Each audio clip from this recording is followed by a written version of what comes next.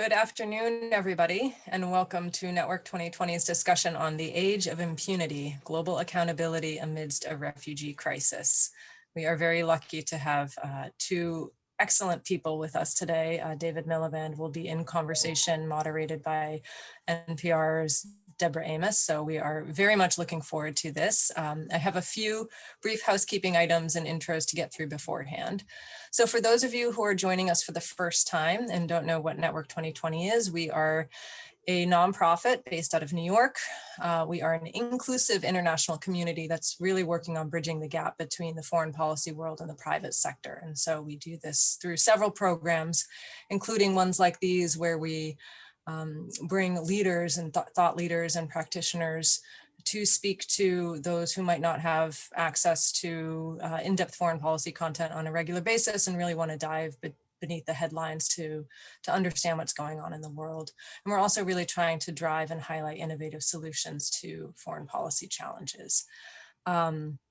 One next note that we have is our benefit is coming up this month now, March 24th, and we will be, it's really important for us in order to be able to keep these programs going, and we will be honoring this year BNP Paribas USA's CEO Jean-Yves Fillon for some of his leadership in the financial world, as well as Clarissa Ward, CNN's chief international correspondent. So it should be a really fun event, so please do RSVP and come online March 24th. The two people that we will be hearing from today need no introduction, so I will keep it very brief. But needless to say, David Miliband, he is a prolific leader. He has lived a life of public service in both government as foreign secretary and secretary of the environment in the UK, as well as in nonprofits, where he, in his current role as the president and CEO of the International Rescue Committee. He is really helping to tackle some of the world's thorniest problems, from things like the environment and now to the lives of people who are fleeing conflict or climate change. And his facility with challenging issues is really in not just leading the response on the ground, but also looking at the governance or non-governance and policies that lead to, that create and perpetuate these problems. So we are very fortunate to have him with us today.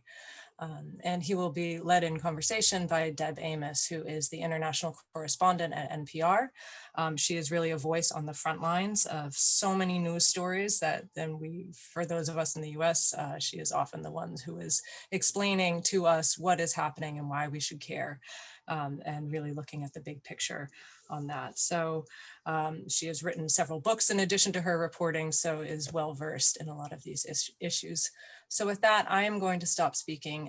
We will do half an hour of conversation. If at any point you have questions that you would like to put in the Q&A box, please do so, and we will get to that about half an hour in. So with that, thank you both, David and Deb, for being here today. And Deb, over to you. Thank you very much, Courtney.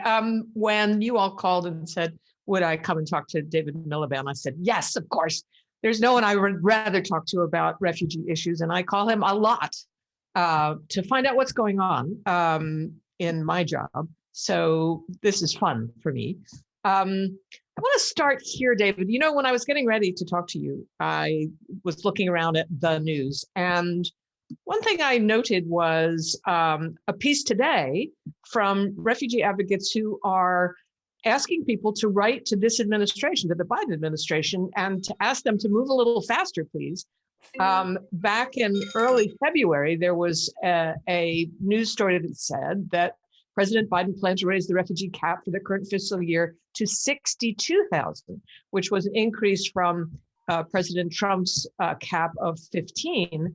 Hasn't happened yet. My sense is there's lots to repair after 4 years of constant attack on the refugee program, and loss of staff and loss of budgets. Can you just give us a sense of what has to be fixed before the refugee program can rebalance itself in American politics? Thanks, Deb. Very nice to be with you. I sometimes people describe you as their mentor. You're going from my mentor to my tormentor today by having the the questions. I'm looking forward to it. They often, in America, they seem to send you questions in advance. And I always say it's much better to not have them in advance. And so it's better to say for this audience, this is unscripted. What I do want to do is answer this question in a way that sets up the rest of the conversation, because we're going to talk in this isn't, by the way, a circuitous route to avoiding answering your question, but I'm sure you'll jump on me if I try to avoid answering your question. I'm going to answer your question about the US refugee resettlement program, which is numbered in the tens of thousands, and which is obviously at a micro scale part of America's answer to the macro problem, which is that 35 million refugees and asylum seekers around the world, 45 million internally displaced, more wars going on for longer than at any time since the end of the Second World War. And so I'm going to give an answer to the first part, but I don't want people to think that we've lost sight of the fact that whether you're talking 125,000 or 62,000, that's relatively small beer compared to the numbers that we're going to be talking about in the course of this hour. But the refugee resettlement program is a very important part of the US suite of tools, if you can have such a thing, the kit bag of tools that the US has traditionally used to address the refugee crisis. Refugee settlement is the organized transfer of the most vulnerable refugees from the country to which they've fled, which is often neighboring that in their home country. So they're transferred from, if they're Syrian refugees, they've gone to Jordan and then they're transferred to the US. If they're Congolese refugees, they're going from Uganda to the US. If they are Rohingya refugees, they're driven out of Myanmar, they're in Bangladesh, they're going to come to the US. So refugee resettlement is the organized, vetted, planned transfer of refugees from their current life to their new life in America. They are pre-selected by the UN system as being amongst the most vulnerable. So widows, victims of torture, victims of sexual abuse, etc. And from that subgroup, the US then chooses and vets a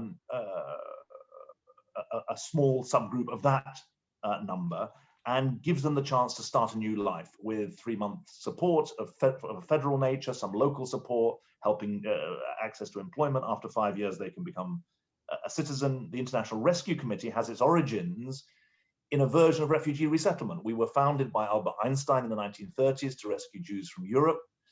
Our first employee was Varian Fry, working out of Marseille in 1940-41. He issued 2,000 fake passports from a safe house called Airbel. It gives you a chill even to think about it. People like Marc Chagall were rescued from occupied Europe by the International Rescue Committee, or our forebears in the International Rescue Committee. And we are now the largest refugee resettlement agency in the US, as well as, I always have to say as well, the #1 rated for quality, which is what really counts. Now, that's all prelude to answering your point, which implied something that people should know about. The average number of refugees that America has allowed in on the refugee resettlement route over the last 30 years is about 90,000. The president who let in more refugees than any other was Ronald Reagan. But under President Trump, and that's why it's a genuine bipartisan history to this refugee resettlement program. But the President Trump, the animus to refugees was absolutely visceral, and he took down to 15,000 the number of refugees that were allowed in. And hinted at in your question is the fact that of the refugee resettlement offices around the country, I think between 70 or 100 were closed from the 9 resettlement agencies. And that's why there is less capacity than there used to be. At the International Rescue Committee, we actually only had to close 3. We managed to diversify and attract new funding to keep going. And we're ready to ramp up. But what President Biden has said is for the rest of this year, because it runs fiscal year, this is a fiscal year figure, until the 30th of September, he's going to have 62,000. Then in the next fiscal year, 21-22, starting October 1st, he's going to let in 125,000. And I think that's doable. It needs the vetting to get going. It needs the systems to start. But from our point of view, it's essential, because these are people who don't just need America. I would argue America needs them. America needs them for its soul, really, because these are people who become patriotic and productive Americans. And I hope very much that we're able to work with the administration to achieve this. I think they're deeply sincere. They're very committed, and I think they're doing they're setting out this with seriousness of purpose. Agreed. And there was so much implicit in that question, because you and I both sort of know the horizon, and thank you very much for setting it for those who don't know quite as much. I think the intent of that question was to ask, is the damage bigger than anybody thought? Is that why it's taking a while? You've got to get this entire engine started again. These circuit riders who go off to places, and is that why it's been slow? And I'm seeing a call from refugee organizations to call your senator, call the White House, come on, tell them to get started. It's certainly good to get started, and we should certainly be talking to senators and congresspeople of all parties. This doesn't need to be a source of partisan strife. There are essentially two bits of the system. There's the US government bit of the system. And when you say circuit rides, what that means is the security vetting system, which involves 18 different US government agencies and the immigration service going around some of these places to meet them in person, which is obviously doubly difficult because of COVID. And the president actually has made provision for this to be done by Skype, by Zoom. So it's not just in person, although there will be in-person vetting as well. And it is important to get on with it. The other part of the system that people are concerned about is the skills and the infrastructure of the NGOs that actually integrate new refugees into American life. I think, we'll build. Let's not spend our time saying how our capacity has been damaged. It has been damaged, but it's our job to be problem solvers, not misery makers. One of the things that was up as an idea before the Trump administration was to copy, or at least to borrow from, the Canadian model, which is a private refugee resettlement that also has a component of government and a mixed one. We don't have that. We've never allowed private organizations, very close, certainly, in Connecticut, the way that those organizations do their refugee resettlement, they almost turn it over to groups, but not quite. Do you think that is an addition? It would have been 4 years ago had Hillary Clinton won the election. Do you think that the time is now? It's a good question. The way to think about it, the way I think about it is what the Canadians have is what is really family sponsorship. I think if you say private organizations, people don't understand, because the International Rescue Committee is a private charity and we are a refugee resettlement agency. People often say to us, can I sponsor a refugee? Can I, quote unquote, adopt a refugee? That's what people mean by family sponsorship. And obviously, there are all sorts of vexed issues involved in this, because you then have to start vetting the families, and there's all that side of it. But I think that the Biden administration is right to say it does want to develop this aspect of family sponsorship. I say that because I think I'm right in saying 7% of the Canadian population have been involved in one way or another in resettling a refugee. And that helps build a sense of cohesion. It helps the integration of refugees into American life. We're actually happily trying to be part of planning groups around this, which I think would be a good thing.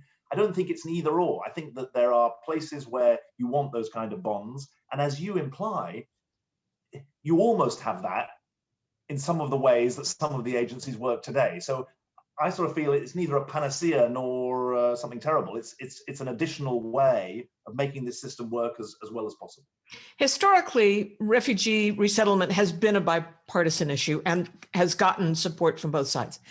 There was an interesting study that was released maybe a week ago, because there are Republicans now who say they don't like it. And that is a Trump effect. But the study was interesting. It said that you got enormous support from Democrats, but Republican support rose if they could be involved in resettling, if they had a direct contact with refugees. It was a stunning study. Does that make sense to you? I wrote a news spot about it because I was so surprised by it. Yeah, I mean, look, the point is that the most pernicious aspect of the last few years has been the dehumanization of refugees. Now, when families get to know them, that's one way of rehumanizing them, and I think in the public mind. So I think that maybe I'm just wary of opinion polls. So I don't want to. I think you should do what's right rather than just follow the polling. But if it can have that effect, that would be a good thing. I just take with a sort of heap load of salt too much mathematical sort of complacency about the impact of that kind of work. I think it's a good thing to do, but I don't think we should kid ourselves that a program, I mean, my reflection to you, I'm not an American and I'm not an American citizen, but I think there was essentially complacency in the word bipartisanship. It was complacently thought that because quote unquote, everyone agreed, it didn't have to be argued for, it didn't have to be explained, it didn't have to be taken into communities and developed, and it became rather an under the radar thing, and that's not good. You've got to argue for it, and above all, it's got to be the refugees themselves who are telling their stories, because that's the way you humanize it. Anyone who listens to someone who says, look, a Shia death squad was following me in Iraq after I helped the American diplomats and military, no sane person is going to say, no, I don't want that person to get a refuge. Anyone who listens to a woman who suffered sexual violence in Afghanistan and says, look, I need to make a new start for my life with my kid, no sane person is going to say, no, that's beyond the pale. And we need those stories, I think, to be part of the narrative in this cacophonous world of political argumentation. I think those human voices are doubly important.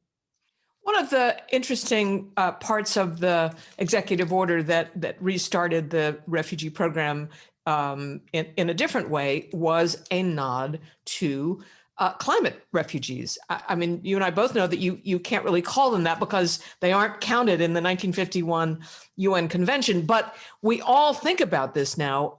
What did you make of the idea that the Biden administration included that, and what do you think it means? Well, it's a good example of the president being serious when he says the climate crisis affects every part of government.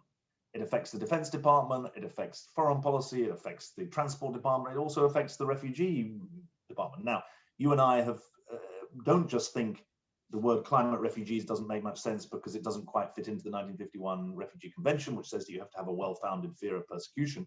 We also know that most people displaced from their homes by climate don't leave their own country. They stay within their own country. In Bangladesh, they move from the south to the north. In Syria, they move from the northwest into the cities. They don't cross the borders. So I'm a bit resistant to quote unquote climate refugees. What we know is that there are secondary effects. So climate crisis increases resource stress increases the prospects for civil war creates displacement, forced displacement. So point one, I think that the Biden administration are proving they're serious about climate being a cross-governmental issue. Secondly, beware of climate refugees, quote unquote, that they're more like climate internally displaced rather than climate refugees. And I think, thirdly, we have to remind ourselves that the vast majority of refugees are not living in America or in Europe or in higher income parts of the world. They're living in poor countries. 86% of the world's refugees, according to the United Nations High Commission on Refugees, live in low to lower middle income countries like Bangladesh, like Ethiopia, like Uganda, like Jordan, not high income countries like the US. If you listen to the European or US media, you might think that there's a refugee quote unquote flood overwhelming the richer parts of the world. It's total nonsense. I mean, it's countries like those I listed, and those are countries where climate stress is real. I mean, whether in the Sahel or in the Middle East, climate change is here. And I think that's a good reminder that the hosting of refugees from war is a global public good. That means its benefits, its costs are particular, but its benefits can't be contained. And so the countries that offer to do this are doing everyone a favor, and they should get support for that. They shouldn't be exploited for it.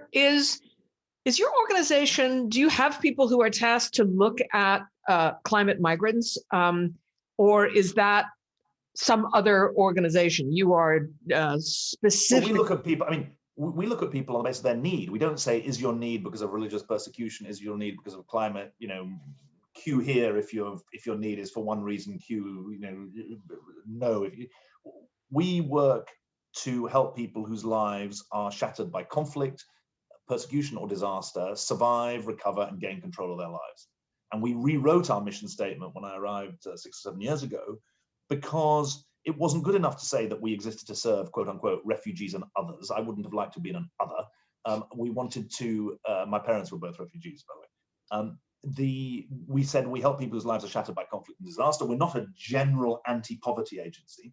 We work in 40 countries that exist on the arc of crisis. They're either at war, so Syria, parts of Afghanistan, sadly, in conflict, Yemen, world's largest humanitarian crisis, big pledging conference going on today. And we need to come back to the way in which conflict today is creating more refugees than in the past. That's where the title of this seminar session comes from, The Age of Impunity, which we do need to come back to, since it's my single transferable theory of everything. So I do need to talk about it in the course of this discussion. But we work in countries consumed by conflict. We work in the places that aren't in conflict but are still in the country. So the Syrians displaced into the northeast of the country or the northwest of the country. We work across the border in refugee hosting states. We work on refugee transit routes, and we do the refugee resettlement. So we have a mission that isn't about boiling the ocean. It's about focusing on people with those particular needs. And that means 40 countries, more or less 210 field sites. And I would argue that the starting point for our work is need rather than source of need, if you see what I mean. That when people check into one of our health facilities, they may be a local person in Jordan. If I take you to one of our health facilities in northern Jordan, we don't say, well, are you a refugee? Okay, you're allowed in. Are you a Jordanian? No, you can't come in. Or if we're in Lebanon, where we run an employment center outside in north of Beirut, we don't say, okay, if you're a Syrian refugee, you can have this engineering course. If you're a Lebanese unemployed, you can't come in. We say, if you've got a need, we'll service it. And if you're in a country, people sometimes say to me, well, I get it. If you're a refugee, your life has been shattered by conflict or disaster. But why should that apply to host populations? I say, well, if you live in Mafraq in northern Jordan and your population was 100,000 before the Syrian war and it's now 200,000, that's a pretty big change in your life circumstances. So we're living in a bit of a fool's paradise here in thinking that this is just a really sort of sectioned off part of the global population. It's affecting more people, and there's a sort of contagion effect that you've got this conflicts that are becoming sub-regional or even regional conflicts, not just localized conflicts. All right, I'm going to flick the order of my questions. Because I think impunity goes right here, and that is the problem. Despite small movement in court cases in Europe, for the most part, no one is ever punished. In fact, creating refugees has been a goal of war for the past few decades. And so do we have to work on that? Is that what shuts off the faucet? Well, I always say to people, if you want to address the refugee crisis, you need a better humanitarian system, and you need to go to the IRC website and become one of our supporters. If you want to solve the refugee crisis, then you've got to tackle the sources of the flow of people, which is the conflicts. Now, here's my elevator pitch on impunity. You're the professor, I'm the student for these purposes. This is my oral exam. I'm going to define impunity and then make 3 claims about it. Impunity means actions without consequence. And in the case of illegal actions, it means actions without punishment. So impunity is not actually a difficult word to define. It's power without responsibility. The refuge, as Stanley Baldwin said, the refuge of the harlot throughout the ages. Not many people know that Stanley Baldwin, the Prime Minister of the UK in the 1920s and 30s, his cousin was Rudyard Kipling, and it was Rudyard Kipling who first said, power without responsibility is the refuge of the harlot throughout the ages, which is a brilliant phrase, I have to say. Anyway, impunity means action without consequence, illegal actions without punishment. And I make 3 claims about impunity today. Claim number 1, there's more of it in international relations. There are more civilians being bombed in coaches in war zones. There are more hospitals being attacked in Syria. There are more women being abused in the course of war. There never was a golden age, but we're seeing a significant uptick in the last 15 years in impunity in war zones. We're also seeing more of it in foreign policy. I mean, the invasion of Ukraine by the Russians was an act of impunity because there was no consequence for it. Claim number 2 is that impunity in international relations is related to impunity on the domestic front. There is something called democratic recession. There's a professor at Stanford called Larry Diamond who's written about this, that there are NGOs like Freedom House that documents political freedom around the world. We're living in a time when democracy is in retreat, contrary to the view of the 1990s, the so-called end of history thesis that the only question was the speed with which countries went in a direction of open markets and free societies. We're now living at a time when, according to the Economist Intelligence Unit, 70% of countries in the world had reductions in political freedom last year, many of them associated with COVID, interestingly enough. But there's a 15-year trend, and there's a group of people at the University of Gothenburg who've called this the third wave of autocratization. Autocratization is a horrible word, but you'll know, Deb, there was a whole thesis about the third wave of democracy in the 90s.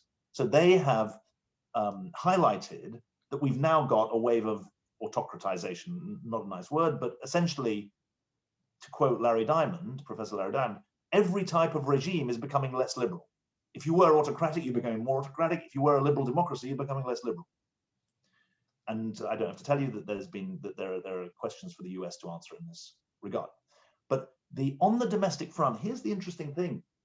I think you're seeing impunity in other realms of life than politics. I mean, social media is a venue, a site of impunity, because you can be there anonymously, you can slag someone off, you can libel them, you can say all sorts of things, and there's no comeback for it.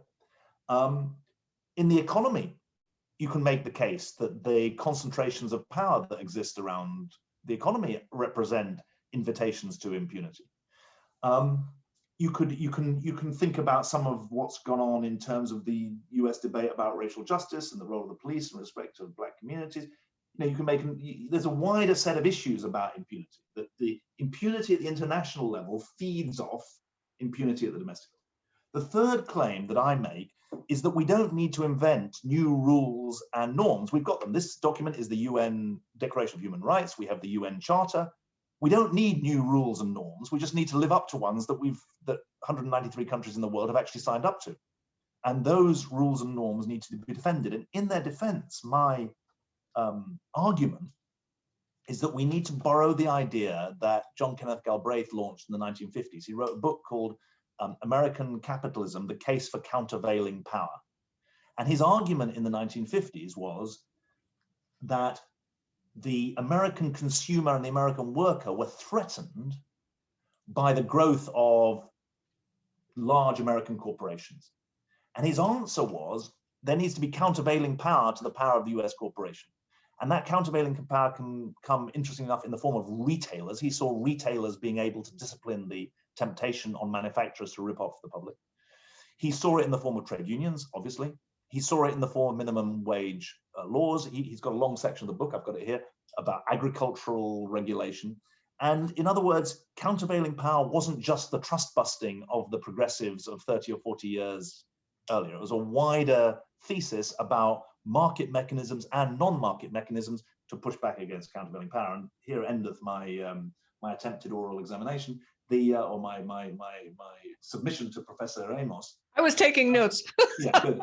My argument is that notion of countervailing power that I think was powerful has been powerful in the economy at different parts of the last century. It needs to be applied at the international level to the issues that we're concerned about here, which is the violations of the rights of civilians in war, the violations of the rights of refugees and asylum seekers. And in so doing, countervailing power is legal, because there are legal obligations that need to be upheld.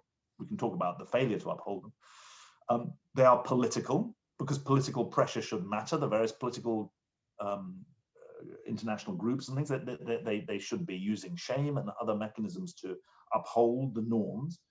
And then there are a couple of areas where humanitarians like me don't really go, because it gets difficult for the work that we're doing. But obviously a comprehensive approach to countervailing power against impunity would include economic aspects, including sanctions. It includes questions of military strategy. But you can see that there's, under the umbrella of countervailing power, there need to be instruments built to try and push back against this impunity, because it never stands still. power corrupts and absolute power corrupts, absolutely, and that's the danger at the moment. So, as it turns out, I am a professor, and I teach students how to write about this, and I have to teach them to get, quote, both sides. So often they talk to Mark Krikorian. And Mark Krikorian, who is a immigration specialist in Washington, an anti-immigration specialist, says to them, so, letting in refugees is just virtue signaling. We can't ever let in enough to solve any conflict in the place that they came from. And what's the point? What is the point to let in the poorest of the poor to signal our virtue? Wouldn't it be better if we just gave them the money and sorted them in the place that they come from? And well, I'm always, I answered that in my first answer.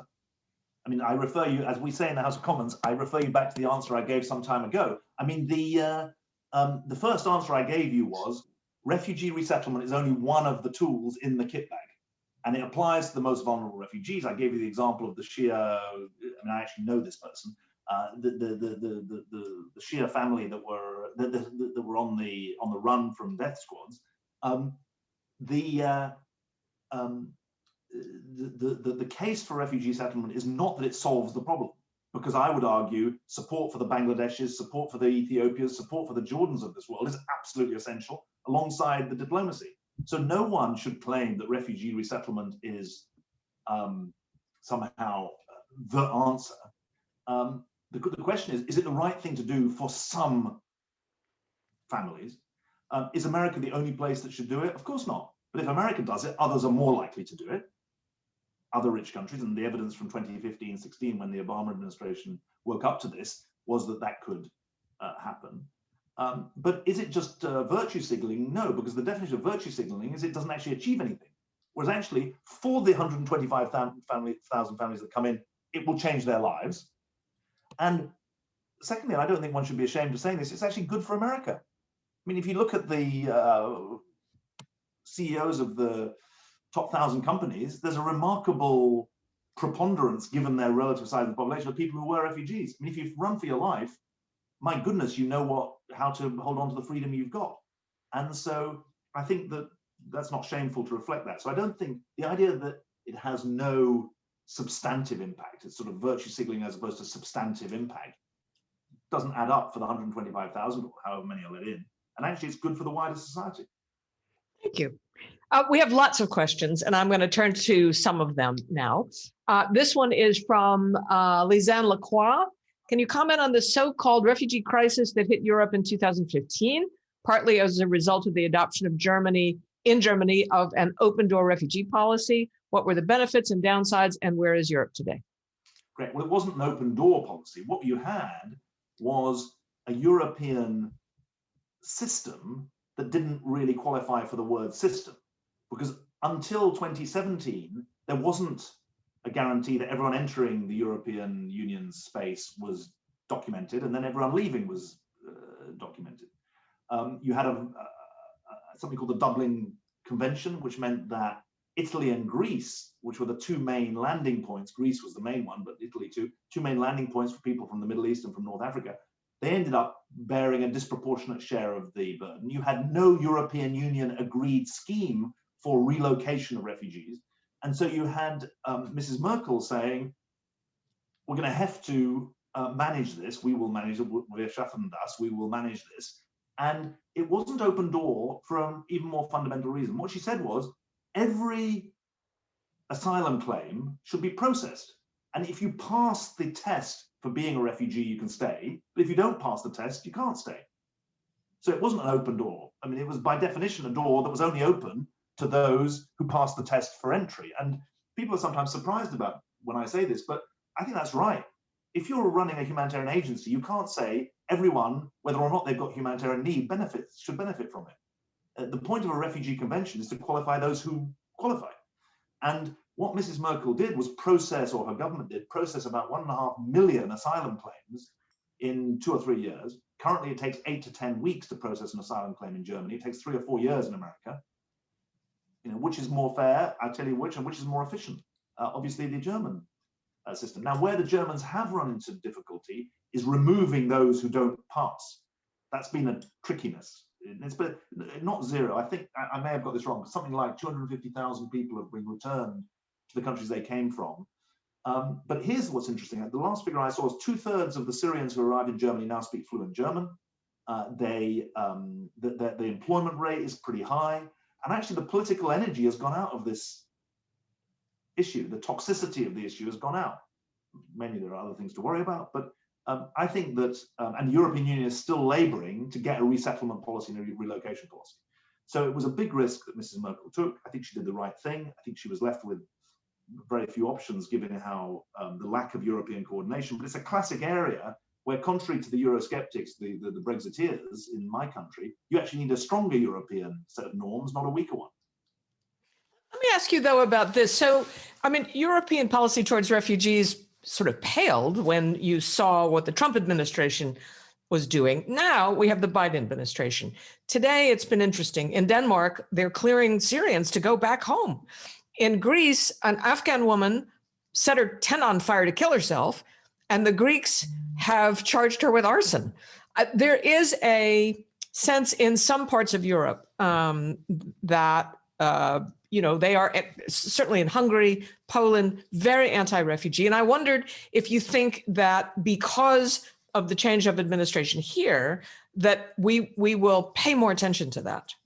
I hope so. It's a very good point. I mean, I haven't seen all of the stories that you've referred to, but I think we're paying the price for two things, really. One, building a system after a crisis is always much tougher than building it beforehand. If in 20, I mean, my organization, the International Rescue Committee, we work in Lebanon, we work in Jordan, we work in Syria, we now work in Germany, interestingly enough, going back home in a way, given the foundation from Einstein. We were warning in 2012 and 2013, there's an absolute crisis brewing here. And Europe didn't use that period to get a proper refugee handling system together, because it was focused on the Greece Euro crisis, and it was focused on the Russian invasion of Ukraine, actually, which I mentioned in a different context earlier. Now, and once you've had the crisis, you then in it's a much trickier position. It wasn't a crisis that created an opportunity, it created a lot of fear. But the second thing is, you've got a real, I don't know if you say this in America, do you use this expression, beggar my neighbor? Do you say that? It sort of means, it means you ride on the, you have a race to the bottom, really. And that means that because there's no agreed foundation of an asylum handling system, there's no agreed system for resettlement, there's no agreed system for relocation, the temptation is to free ride on the actions of others.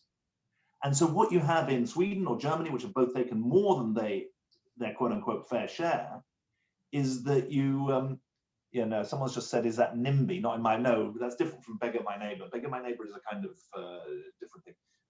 The NIMBY is not in my backyard, it's a sort of version, I suppose you could say, of that.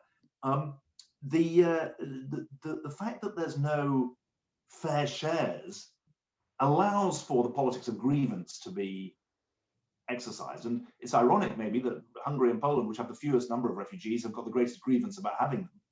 But that's the price that's being paid. And I think it'd be really positive if we've been arguing Europe needs to get its act together because the Biden administration is getting its act together.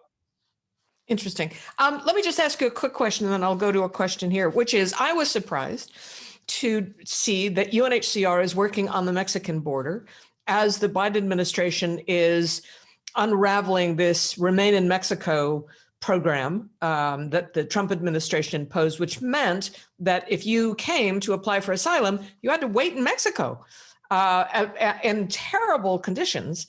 And now, for the first time that I know of, UNHCR is down there. Is that what signal is that? And is this a precedent? Well, I think it's a signal of responsibility. So it's a good thing, not a bad thing. Yes. And it's not just that you had to wait in Mexico; you were returned to Mexico. So you were smuggled across the border, or you got across the border. You claimed asylum, and then you were told, no. I mean, this is actually impunity. Because America, through its Refugee Act of 1980, is a signatory to the International Convention on Refugees, which says you won't send people back to danger. And essentially, the impunity is the view that the law is for suckers. And that's essentially what animated, I think, a lot of the efforts of the Trump administration. And they said, well, we're not going to obey the law, and we're going to send people back to Mexico. And so it wasn't just that people waited there, they were sent back. The gangs that brought them up from Central America, they're there as well. We're working now in Juarez, across the border from El Paso, with a group, with local community groups. There's a lot of people from Central America there. There are some people from Venezuela there. There are some people from Cuba there, interesting enough. There are some Afghans there even. And it is quite dangerous, despite the efforts of the local community. But I look at it, it is a refugee situation, because you've got people who fled from Central America. It's not just a voluntary migration situation. You've got people who feel they're not safe in their own countries, in the Northern Triangle, so-called. And I think it's good that UNHCR are there. Yes. Let me, now I'm going to turn to a couple of questions. This one is from William Ortiz, and he wants to know, what can the United States do better to assist Venezuelans, considering many enter the country as asylees, not as refugees? Are they all waiting for temporary protective status? I don't know if they're all waiting for temporary protective status. I mean, as someone who looks at the region here, I mean, I live in New York now, but if you look at this, the Americas, 5 million refugees from Venezuela. I mean, that's a hell of a lot of people. That's 1.5 million in Colombia, it's 400,000 in Peru, it's 400,000 in Ecuador.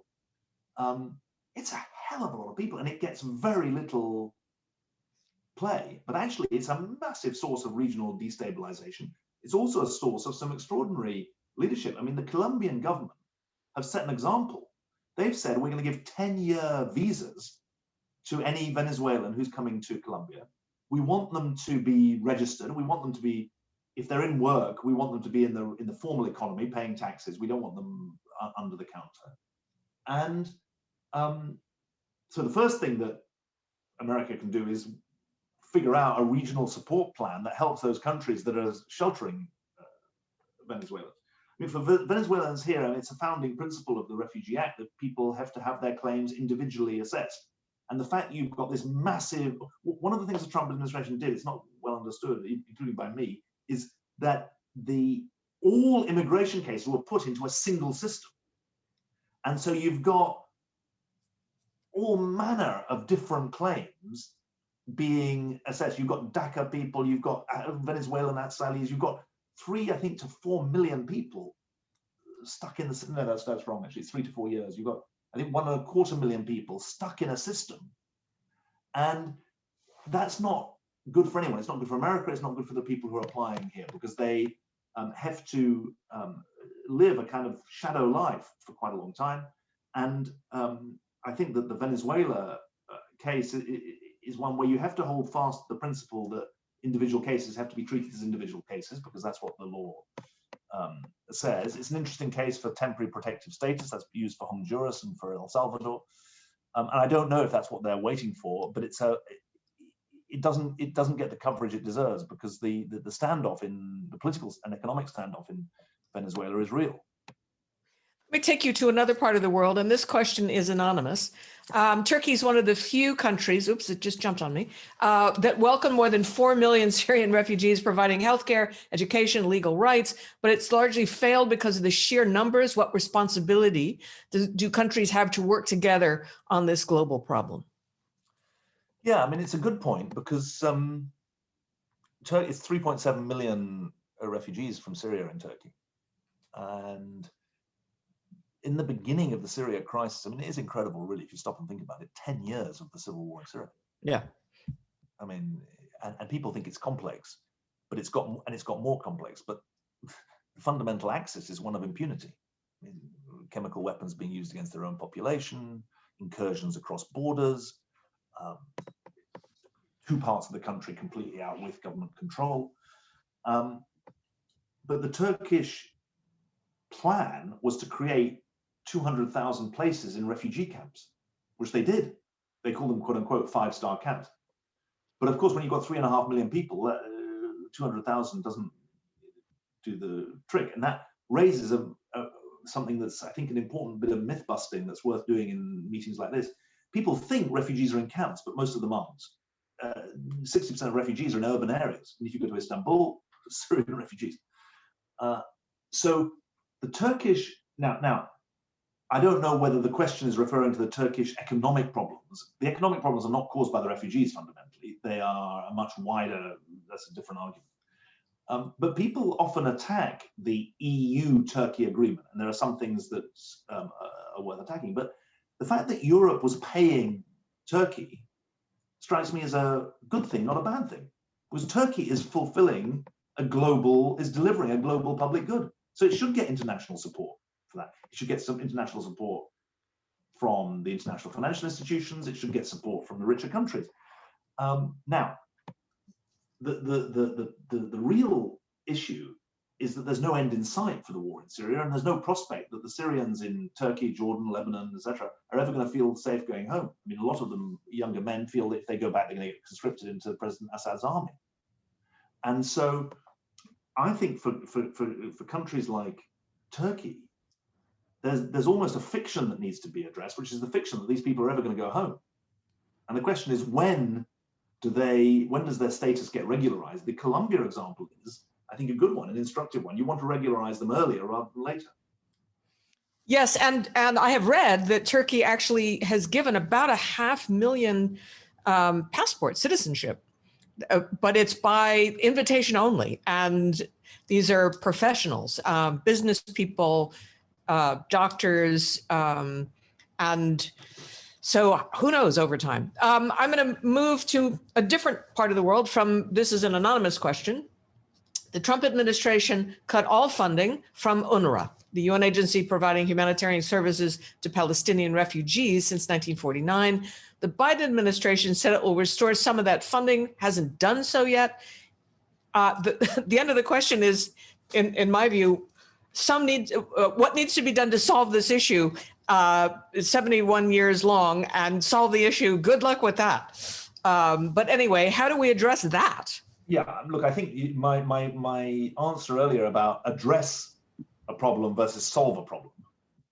Now, you can address the problem by restoring the cuts in UNRWA, because the UN we only work where there isn't other capacity. And so the UN provides schools, for example. So we don't work in Gaza or in the West Bank. And the obvious short term is, and I'm afraid medium term as well, is to restore the cuts and to support effective humanitarian economic functioning. The longer term is obviously political. I mean, every humanitarian emergency is actually a political emergency, and it's obviously true of the Palestinian question. And that takes me into my former life, really, so I should probably leave that for the memoirs. I'll read them. Lisanne Lacroix wants to know, are you doing any work with the Rohingya and or the Uyghurs? Yes, we are. I mean, not with the Uyghurs, but with the China doesn't really approve of international NGOs, but the Rohingya, certainly. We're the largest healthcare provider in Rakhine State, which is in Myanmar, where there remain, I think I did a call with my team in Myanmar last week for obvious reasons, and there are still about 200,000 Rohingya in Rakhine State in really quite perilous conditions. But obviously there's 1 million Rohingya in what's called Cox's Bazar, which is the former elephant forest across the border in Bangladesh. And we have got a very impressive team there. And if people want to click on rescue.org, they can scroll down and see what work we're doing there. And hopefully they get a chance to meet some of our staff and clients through the wonders of digital technology. But we're doing some education work there, some really exciting education work. We're doing child protection work there. We originally did some water and sanitation work when people first arrived. And So we are working there. We've always been a secular agency, interestingly enough. We were founded by Einstein, but we were not founded on a religious basis. And now about 45% of our work is in Muslim majority countries. So let's talk about the Uyghurs. Speaking of impunity, I just read this week that their birth rate is plummeting because of China policies. I mean, as an organization that should be dealing with this, but cannot. So what do you do instead? And what do you suggest that the rest of us do? It's very, very hard. I mean, it's in places, I mean, one of the first things we say is we exist to deliver services, but when we're delivering services, and by the way, I should say to people, we don't helicopter in American aid workers, we recruit locally. I mean, 95% plus of our staff are local staff and also local volunteers. We have employees, we have 13,000 employees who are on the payroll and then officially, and then we have 17,000 volunteers who are often paid on a daily basis. They're often refugees themselves. And so we say we exist to deliver services, which is true, but we also say we have a responsibility to bear witness to what's going on. And we don't offer opinions about things where we don't have people on the ground because we don't know it. Equally, we can observe what's going on in Western China and be utterly chilled by what's happening. I mean, the truth is, that's for geopolitics. There isn't a humanitarian answer to that because you can't get in and you can't get out. And the global politics of that are so wound up with this fundamental Chinese view that what goes on within a country is only the matter for that country. It's called the Doctrine of Non-Interference in Internal Affairs.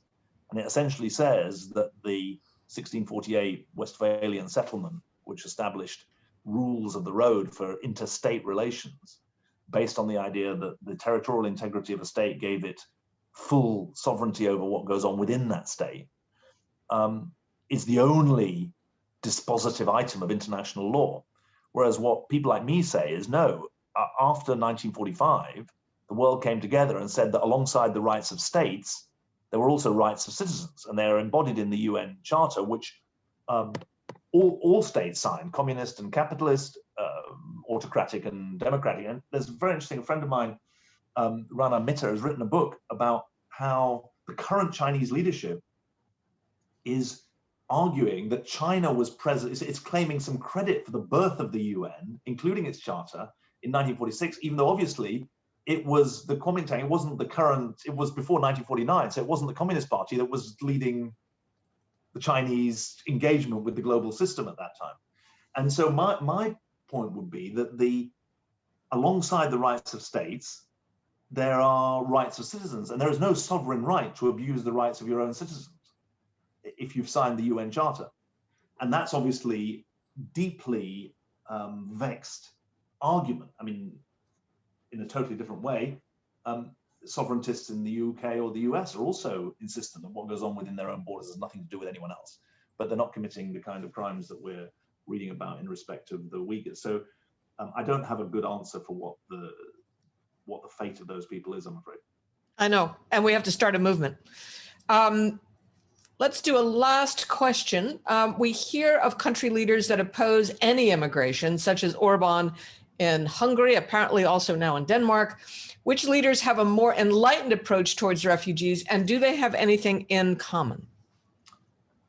I mean, there are enlightened countries. The leadership of this country has become enlightened on the refugee question, but there are also some surprising ones. I mean, Uganda has the most progressive refugee policies in the world.